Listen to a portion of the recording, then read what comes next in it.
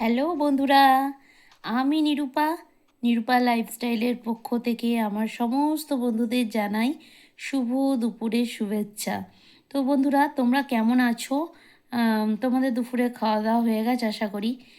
আর আজকে দেখো আমি এটা কি বানিয়েছি, দেখেছো কত সুন্দর দেখতে হয়েছে।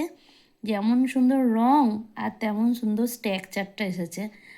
বলো তো এটা কি বানিয়েছি? মনে হয় তোমরা একটু একটু বুঝতে পারছো, কারণ একদিকে তো বোঝা যাচ্ছেই। আমি বানিয়েছি আজকে ডিম দই কষা, বলতে পারো দই দিয়ে ডিমের একটা রেসিপি, যেটা আমার খুবই ভালো লাগে। এই রেসিপিটা আমি আজকে আমার দুপুরের মেনুতে বানিয়েছি। এটাই হচ্ছে আজকে আমার দুপুরের মেনুর প্রধান আকর্ষণ। এটা হচ্ছে দই ডিমের কারি, যেটা এত টেস্টি আর অপূর্ব লাগে কি বলবো। এরকম যদি একটা সুন্দর রেসিপি থাকে দুপুরের ভাত পাতে, তাহলে তো দুপুরটা পুরোপুরি জমে যায়, আর অন্য কোনো কিছুর দরকার লাগে না। তো আমার মতন তোমরা কারা কারা ডিম খেতে ভালোবাসো, ডিম লাভার আছো, তারা তারা প্লিজ আমাকে একটু কমেন্ট করে জানাবে যে তোমরাও কি এইরকম ডিম দিয়ে দই দিয়ে কারি খেয়েছো কি না। ডিম তো আমার প্রচুর ফেভারিট, আমি ডিম খেতে ভীষণই ভালোবাসি। সে ডিমের যে কোনো আইটেম হলেই হলো। আর রান্না তো আমি নিজের হাতেই করি, কারণ আমি আমার ইচ্ছে মতন ডিমের প্রত্যেকটা রেসিপি বানিয়ে নিয়েছি। তো এটাও এর আগে বানিয়েছি। যখন আমি এটা বানিয়েছিলাম তখন কিন্তু আমার কোনো ইউটিউবের চ্যানেল ছিল না, তাই তখন আমি তোমাদের মাঝখানে শেয়ারও করতে পারিনি। তো এত সুন্দর একটা স্ট্রাকচার হয়েছে, লোভনীয়, জিভ দিয়ে জল পড়া রেসিপি। তো আমি ভাবলাম আমি খাওয়ার আগে আমার বন্ধুদেরকে একবার দেখাই। আমি জানি তোমরা ডিম রান্না করতে পারো, ডিম কষা, ডিমের ঝোল, ডিমের সব কিছু রান্না করতে তোমরা পারো, নতুন করে দেখানোর কিছু নেই। তবুও বন্ধুরা আমি দেখালাম যে আমি আজকে এইভাবে বানিয়েছি। দেখেছো কত সুন্দর স্ট্রাকচারটা এসেছে, আর দুর্দান্ত সুন্দর গন্ধ বেরোচ্ছে, কারণ এটা এখনও গরম, ধোঁয়া ওঠা, এখনও পর্যন্ত আমি দুপুরে ভাত খাইনি।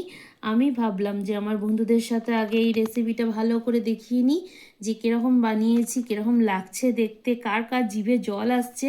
এটা কিন্তু একটা অনবদ্য রেসিপি। ডিমের রেসিপিটা হচ্ছে তুমি এটা সব কিছু দিয়ে তোমরা খেতে পারো। যেমন ধরো পোলাও, ফ্রাইড রাইস, লুচি, রুটি বা নান, কুলচা, যাই বলো না কেন, পরোটা তো বাদ রয়ে গেছে, পরোটা দিয়েও দারুণ লাগবে। তো এইটা হচ্ছে আজকে দুপুরের হচ্ছে মেন আকর্ষণ। তারপরে আর একটা রেসিপি বানিয়েছি, এটা হচ্ছে ফুলকপি, আলু, পেঁয়াজ আর তার ওপর দিয়ে ম্যাগির মশলা ছিটিয়ে ভাজা। দেখছো হালকা হালকা ধোঁয়া উঠছে বন্ধুরা।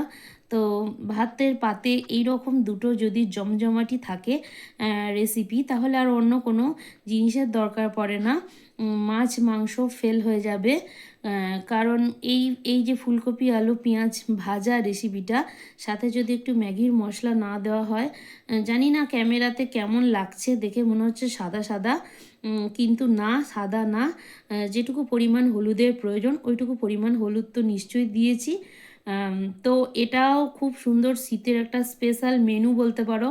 এটাও সবের সাথে ভালো লাগে, গরম গরম দুপুরবেলায় ভাত পাতে দারুণ লাগে। আর তাছাড়া তো রয়েইছে আরও অন্যান্য রুটি, লুচি, পরোটার সাথে তো দারুণ লাগে। এটা হচ্ছে বাঙালির চিরন্তন সত্য, আলু ফুলকপি ভাজা। এটা বাঙালি বাড়িতে থাকবেই শীতের দুপুরে। যতদিন শীতকাল ততদিন ফুলকপি রাজত্ব করবে বাঙালির হেসেলে, তাই না বন্ধুরা? তো এই দুটো আজকে রান্না আমি বানিয়েছি, কারণ আমার শরীর খুব একটা ভালো না, ঠান্ডা লেগেছে, মাথা ব্যথা। আর আজকে এই দুটো রান্না দিয়েই দুপুরে খাওয়াটা সেরে নেব। তো বন্ধুরা, কেমন লাগলো আমার এই দুটো রান্নার রেসিপি, তো তোমরা একটু প্লিজ প্লিজ কমেন্ট করে জানাও।